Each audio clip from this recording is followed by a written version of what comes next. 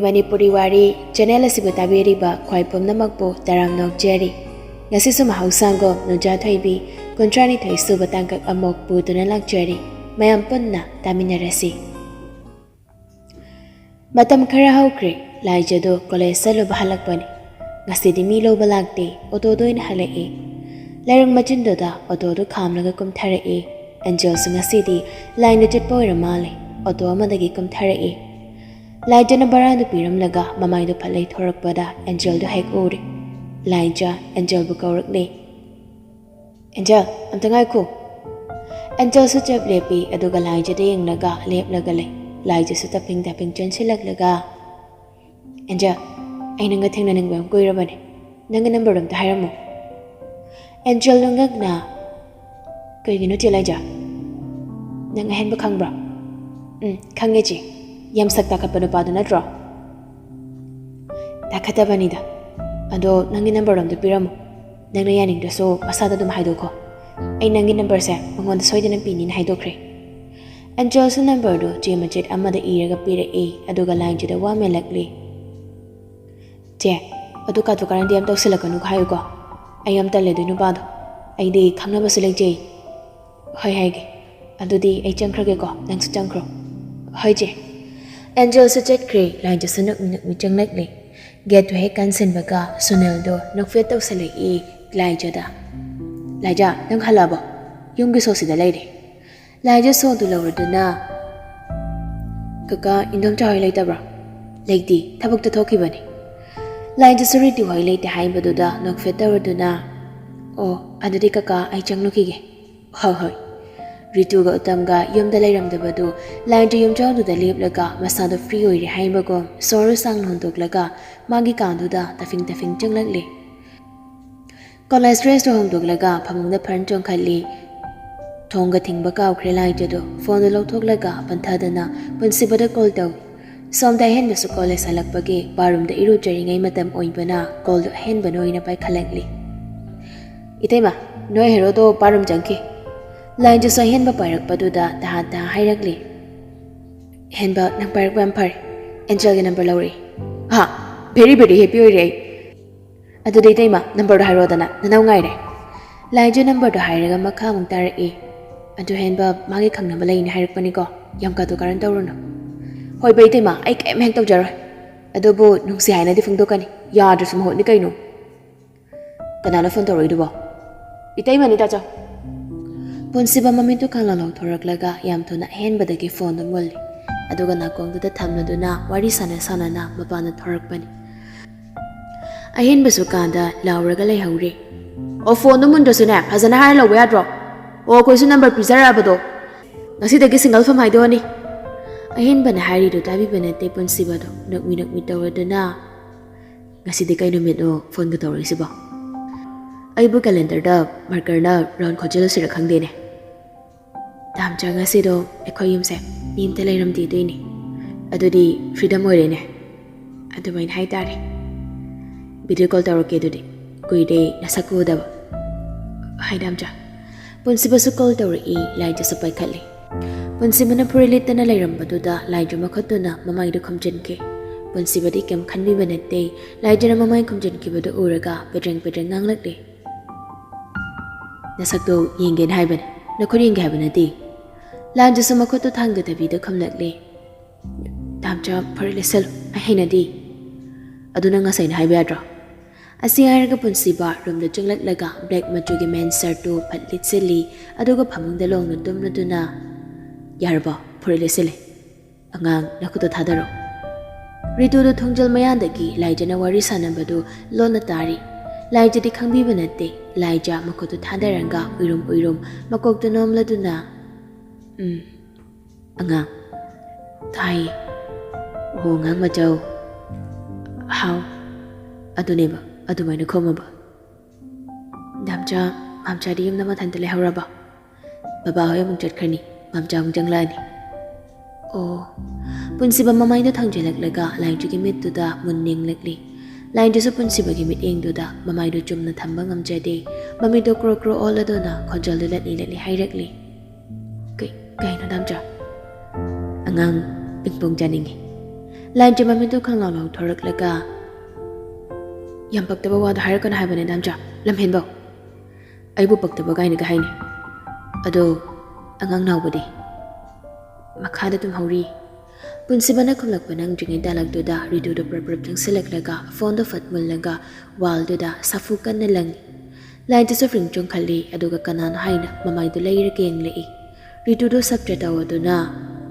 ꯑꯩꯅ ꯆꯤꯡꯅꯔꯛꯄ ꯀꯨꯏꯔꯕꯅꯤ ꯐꯣꯟꯁꯤ ꯀꯌꯥꯝ ꯀꯨꯏꯔꯒꯦ ꯄꯥꯏꯕ ꯍꯥ ꯀꯌꯥꯝ ꯀꯨꯏꯔꯒꯦ ꯂꯥꯏꯟꯁꯦ ꯈꯨꯝꯗꯦ ꯃꯃꯥꯏꯗ ꯂꯨꯛꯊꯔꯒ ꯑꯗꯨꯃꯛ ꯂꯩ ꯔꯤꯇꯨꯁꯨ ꯃꯈꯥ ꯇꯥꯔꯛꯂꯤ ꯅꯪꯅ ꯑꯩꯈꯣꯏꯁꯦ ꯄꯪꯕ ꯁꯤꯕꯩ ꯋꯥꯔꯤꯅꯤꯅꯦ ꯍꯥ ꯑꯩꯅ ꯍꯟꯗꯛ ꯃꯔꯛꯁꯦ ꯈꯔ ꯋꯥ ꯉꯥꯡꯗꯕꯁꯤꯗ ꯅꯪ ꯂꯝ ꯌꯥꯝ ꯍꯦꯜꯂꯦꯅꯦ ꯉꯥꯏꯈꯣ ꯑꯁꯤꯒꯤ ꯍꯨꯏꯁꯤꯕꯨ ꯁꯨꯅꯤꯜꯅ ꯄꯨꯔꯛꯄꯅꯤ ꯍꯥꯏꯗꯥꯏꯅꯦ ꯅꯪꯕꯣ ꯂꯥꯏꯟꯁꯤꯗ ꯍꯣꯏ ꯍꯥꯏꯕꯒꯣ ꯃꯉꯛꯇꯨ ꯅꯣꯝꯂꯤ ꯑꯗꯨꯒ ꯄꯨꯟꯁꯤꯕꯅ ꯍꯪꯂꯛꯏꯁꯤꯅ ꯀꯔꯤꯒꯦ ꯑꯃꯕꯨ ꯑꯣꯏꯔꯣ ꯍꯨꯏꯁꯦ ꯌꯨꯝꯁꯤꯗ ꯊꯝꯕ ꯁꯨꯡꯌꯥ ꯍꯦꯛ ꯌꯥꯔꯣꯏ ꯑꯗꯨꯒ ꯃꯇꯨꯡꯗ ꯀꯔꯤꯒꯨꯝꯕ ꯄꯨꯟꯁꯤꯕꯒ ꯄꯥꯎ ꯍꯦꯛ ꯐꯥꯎꯅꯔꯝꯃꯕ ꯅꯪ ꯁꯤꯔꯦ ꯈꯪꯉꯨ ꯍꯦꯔꯥ ꯎꯁꯤꯠꯇꯕꯒ ꯁꯥꯔꯗꯅ ꯑꯁꯤ ꯍꯥꯏꯔꯝꯂꯒ ꯔꯤꯇꯨꯗꯨ ꯊꯣꯡꯗ ꯍꯥꯡꯗꯣꯛꯂꯒ ꯃꯈꯥꯗ ꯀꯨꯝꯈꯤ ꯑꯗꯨꯒ ꯃꯪꯒꯣꯜ ꯀꯥꯆꯤꯟꯗ ꯇꯨꯝꯂꯤꯕ ꯅꯥꯎꯕꯗ ꯆꯩ ꯑꯃꯅ ꯐꯠ ꯀꯜꯂꯤ ꯅꯥꯎꯕꯁꯨ ꯈꯪꯕꯣꯏ ꯀꯔꯤ ꯑꯣꯏ ꯔꯤꯇꯨꯗꯨ ꯑꯣꯟꯁꯤꯜꯂꯒ ꯈꯣꯡꯉꯤ ꯔꯤꯇꯨ ꯃꯉꯛꯇꯨ ꯈꯤꯇꯪ ꯂꯩꯈꯠꯂꯛꯂꯒ ꯁꯨꯅꯤꯜ ꯍꯥꯏ ꯁꯨꯅꯤꯜ ꯈꯤꯇꯪꯇ ꯂꯥꯎꯅꯦ ꯍꯥꯏ ꯁꯨꯅꯤꯜꯁꯨ ꯇꯥꯔꯗꯨꯅ ꯄ꯭ꯔꯞ ꯆꯦꯟꯁꯤꯜꯂꯛꯏ ꯑꯁꯤꯒꯤ ꯍꯨꯏꯁꯦ ꯀꯗꯥꯏꯗꯒꯤ ꯂꯧꯔꯛꯄꯅꯣ ꯁꯨꯅꯤꯜꯗꯤ ꯀꯩꯝꯇ ꯈꯪꯗꯕꯅꯤꯅ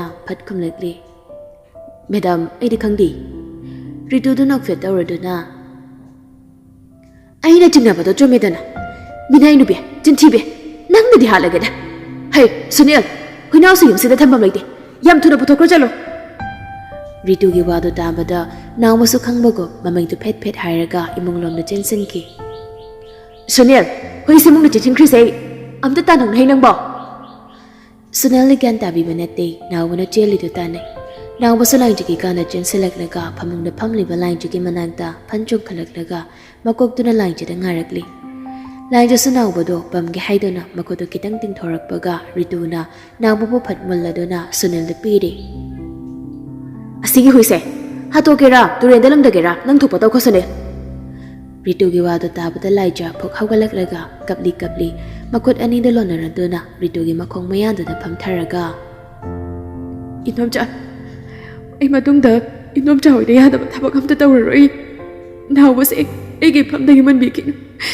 ꯏꯅꯣꯝꯆꯥꯅ ꯅꯥꯎꯕꯕꯨ ꯍꯥꯠꯇꯣꯛꯄꯤꯒꯅꯨ ꯅꯥꯎꯕꯒꯤ ꯃꯔꯥꯜ ꯀꯩꯅꯣ ꯏꯅꯣꯝꯆꯥ ꯂꯥꯏꯟꯖꯅ ꯀꯞꯂꯛꯄꯗꯨꯗ ꯁꯨꯅꯤꯜꯗꯤ ꯍꯧꯖꯤꯛꯇꯗ ꯒ꯭ꯌꯥꯟ ꯇꯥꯏ ꯅꯥꯎꯕꯁꯨ ꯈꯣꯡꯕ ꯂꯦꯞꯇꯦ ꯔꯤꯇꯨꯁꯨ ꯅꯝꯍꯥꯏ ꯍꯥꯏꯔꯛꯂꯦ ꯁꯨꯅꯤꯜ ꯀꯅꯥꯒꯤ ꯋꯥ ꯇꯥꯔꯤꯅꯣ ꯅꯪꯕꯣ ꯑꯩꯅ ꯍꯥꯏꯔꯤꯁꯦ ꯇꯥꯗꯕ꯭ꯔꯥ ꯆꯠꯂꯨꯅꯦ ꯁꯨꯅꯤꯜ ꯍꯩ ꯃꯦꯗꯥꯝ ꯎꯄꯥꯏ ꯂꯩꯇꯦ ꯁꯨꯅꯤꯜꯁꯨ ꯂꯥꯏꯟꯖꯤꯗ ꯍꯥꯏꯐꯦꯠ ꯌꯦꯡꯂꯝꯂꯒ ꯀꯥꯗꯨꯗꯒꯤ ꯊꯣꯛꯈ꯭ꯔꯦ ꯂꯥꯏꯟꯖꯤꯁꯨ ꯁꯨꯅꯤꯜꯒꯤ ꯃꯇꯨꯡ ꯏꯟꯅꯒꯦ ꯇꯧꯋꯤ ꯔꯤꯇꯨꯅ ꯂꯥꯏꯟꯖꯤꯒꯤ ꯈꯨꯗꯥꯡꯗꯨ ꯄꯥꯏꯔꯒ ꯆꯤꯡꯁꯤꯜꯂꯗꯨꯅ ꯂꯥꯛꯇꯅ ꯏꯜꯂꯤ ꯂꯥꯏꯟꯖꯤꯁꯨ ꯐꯃꯨꯡꯗꯨꯗ ꯎꯞꯁꯤꯜꯂꯒ ꯇꯥꯏ ꯅꯄꯨꯟꯁꯤꯗꯣ ꯃꯈꯥ ꯇꯥꯅ ꯍꯤꯡꯅꯤꯡꯂꯕꯗꯤ ꯑꯩꯈꯣꯏꯅ ꯍꯥꯏꯕ ꯏꯟꯒꯗꯧꯅꯤ ꯈꯪꯉꯤꯗꯅ ꯍꯌꯦꯡꯗꯒꯤ ꯀꯣꯂꯦꯖ ꯆꯠꯂꯁꯨ ꯔꯥꯖꯀ ꯆꯠꯀꯗꯧꯅꯤ ꯅꯪ ꯑꯁꯤ ꯍꯥꯏꯔꯝꯂꯒ ꯔꯤꯇꯨꯁꯨ ꯀꯥꯗꯒꯤ ꯊꯣꯛꯈ꯭ꯔꯦ ꯂꯥꯏꯟꯖꯤꯁꯨ ꯐꯨꯛ ꯍꯧꯒꯠꯂꯒ ꯄ꯭ꯔꯞ ꯆꯦꯟꯊꯣꯔꯛꯂꯒ ꯊꯣꯡꯅꯥꯎ ꯃꯄꯥꯟꯗꯨꯗ ꯆꯞ ꯂꯦꯞꯄꯤ ꯑꯗꯨꯒ ꯊꯣꯡꯅꯥꯎꯗ ꯂꯦꯞꯂꯒ ꯌꯦꯡꯂꯤ ꯃꯈꯥꯗ ꯁꯨꯅꯤꯜꯅ ꯅꯥꯎꯕꯕꯨ ꯄꯝꯂꯒ ꯒꯦꯠꯇꯒꯤ ꯄꯨꯊꯣꯛꯈꯤꯕꯗꯨ ꯎꯕꯗ ꯂꯥꯏꯟꯖꯤꯗꯣ ꯍꯤꯛ ꯀꯞꯂꯤ ꯃꯆꯤꯟꯗꯁꯨ ꯄꯦꯟꯗ ꯁꯣꯟꯖꯔꯤ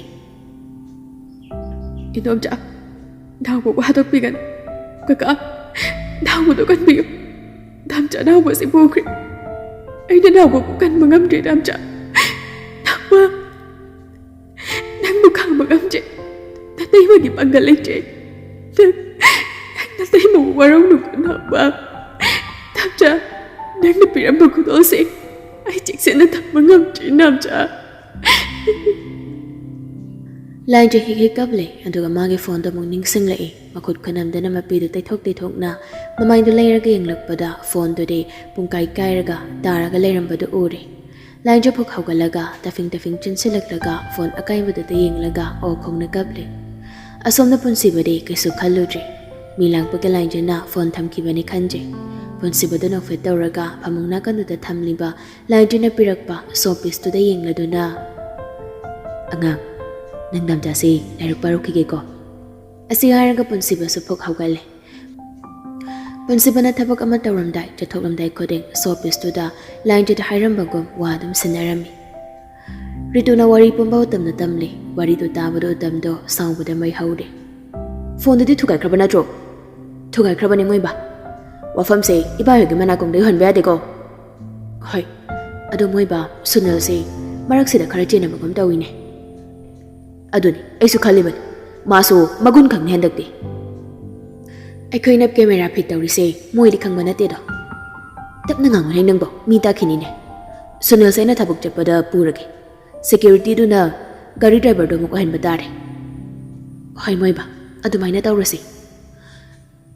Sunil so manungna pau puramnadi lemna tokla. Khudakta tanthokani yumsida leibasu yaro. Aduga lain jabu college set pahalakpa Rajna thindau thinjin tawhali. Raj ahenba wa haide lain jasu lohongbagi wado amada khangdabanina hana loinariba dugum loine. Rajta phataba wakhal khande. Lain jasu punsibaga paw phaunadabadu asuki matik wade phone su thugai khrabanina upai leite. Lain ja pangal thokpa ngamdre. Numidang amani Lai chak toklaga mangi lairik pa fam study table dugi mamang duda thariba chair chung thoklaga tamna fam thei aduga lairik tu hangdoklaga mamang dadi thamli adubu mamit tumadi lairik tu da mun nenglaga wakhal duda khalli tamcha aina wari se nakti khanglamoi ko ai ki phone thugai khra hai baso tamcha di khangdamni na ai bulana khalam gani tamcha nai bodu ki matek nuksibiba ai khangi tamcha ai nga pau phaunadabada damcha nang yang waramni angawbagum leiramgani ai khangi damcha nangna tawramgadabdo ai gi metsida ure ai samwai damcha ai na hingliba punsi mahingsi ga hairadi ai sikrasu yarabani aduba ina taibang panse thadultuna chatkrabadi damcha gi punsi noi hogadaba phiba mai khang miyoina poklaga mingi wakhal khandaba phattaba mayamsigi marakta awaba kaya khangnaga Dangi ngang hingli base. Damcha. Dangi tamung tane. Lai jadu hing hing kapli. Kari mu khalak pano khangde lai jadu. Mapi do phat phat tai thoklaga. Nakana lai rima bag do jen ching thoklaga. Ponsi bana piram balik do lau thoklado na. Yam na munning. Mapi suta balipte. Majin na supien dana sonje. Damcha. Ngau budu kan bangam haudra baso. Leksima di damcha ni khanjadu da. Jaksina thamli. Patang matam na yanda da. Dangai lapna krabaso ai manung sibati mayeng ta pikinu ko tamcha ai so awaba kaya mayok na dona tapcha bu kharang na ngai jarge ko wai sing thairaga laija liktu makhoto na chena paiselanga hek hek kaple asom da punsi baso masana pakhaje namin mangani di sore laija ke number off lerakpa ayuk amani college alam dai du punsi ba dress hang dabe phamang machi du da phamdana lai wakhalu da sukhale Gadorjan phone gya drazal natraga moi dom jana ga phakra zala ai sa se data pham mang khang de da yumna thokla sera nei ba exam su ko select baba na mukari hai ba kaka da phone da ro hang sera ne adu su ya roi kaka da san da barak de pop hor kidre ibung do kenom de soidana to ramani khang talak tu da hen ba do college lo shilaga thorakle mayam bana ningai da phamlanga leiram ba do ubada ai da cha Haju Paulo Shen do bukai gino. Lotion lo thing creamy. Ayan banawa hairak padu da ponsibado gan kang tata.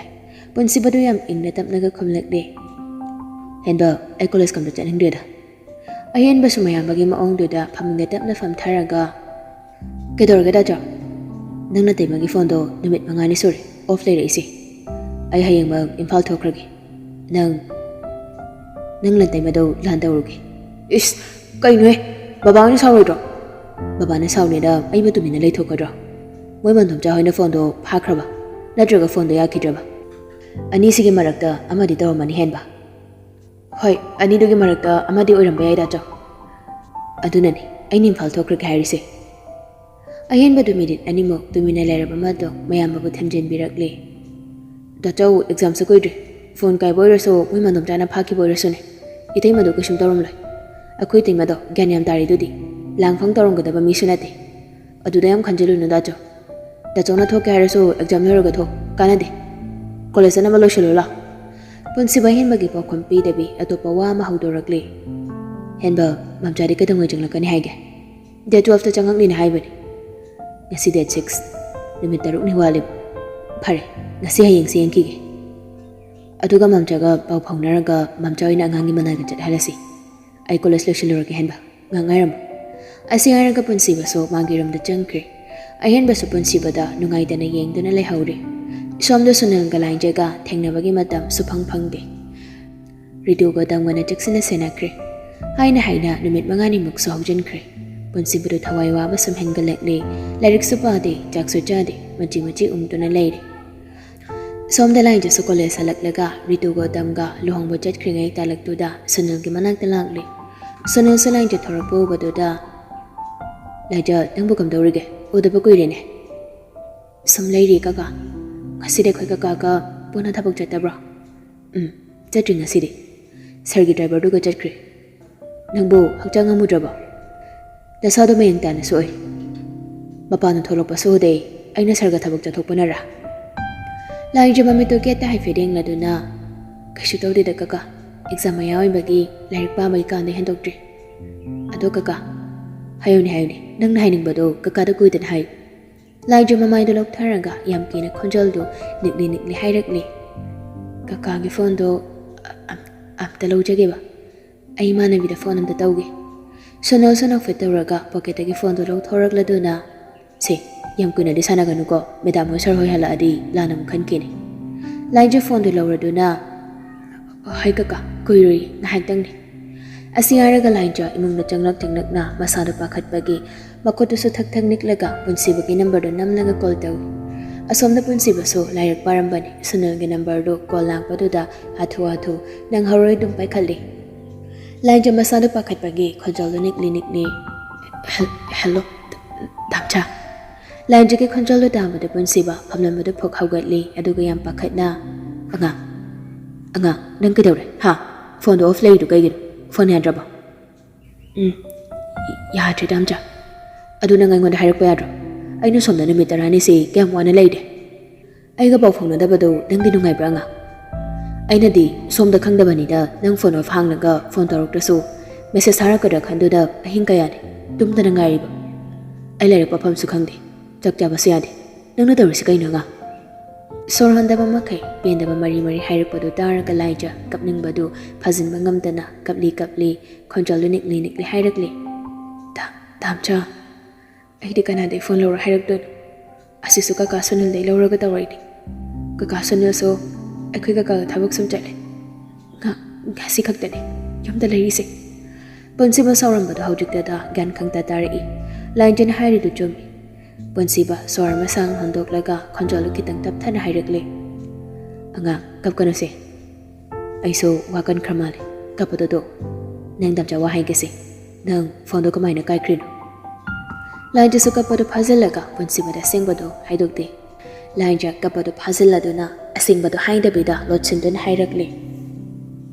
Damcha ay ganang gawari sana manamito da Ningthouja na korokpada ay do pakhatpa kariwoy phokhagot pada phone do makhada taraga kai thokre phare kai khre ai mamcha da haraga thina lage tanjadu da laijana pariba phone do ritu na tungdagi phatmulli laija sakhang pre khangi